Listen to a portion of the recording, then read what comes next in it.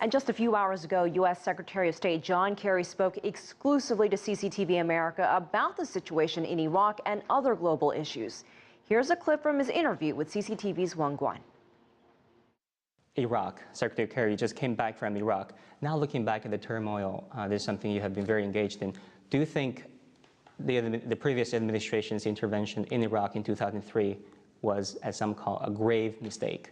And what will the U.S. do next? Well, I'm on record historically, not only in saying that it was a grave mistake, but in running against the president who ordered it and offering an alternative. So I'm hardly capable of, ducking that and squarely. Yes, I think it was a grave mistake, and I think we are still working through many of the problems associated with it even today.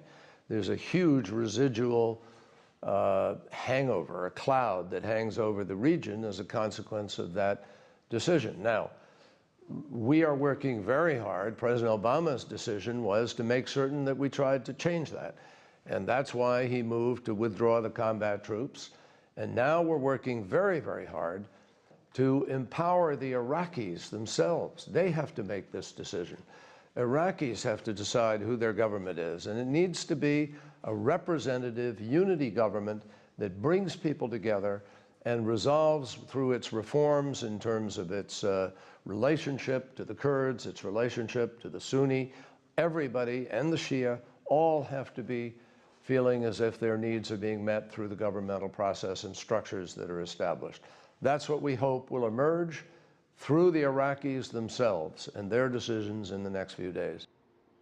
Guan's full interview with U.S. Secretary of State John Kerry and Treasury Secretary Jack Lew will air here on CCTV America at 9 p.m. Eastern, July 7th. That's 9 a.m. Beijing time on July 8th. The Secretary has also addressed U.S.-China relations, including tensions in the South China Sea and the issue of cybersecurity.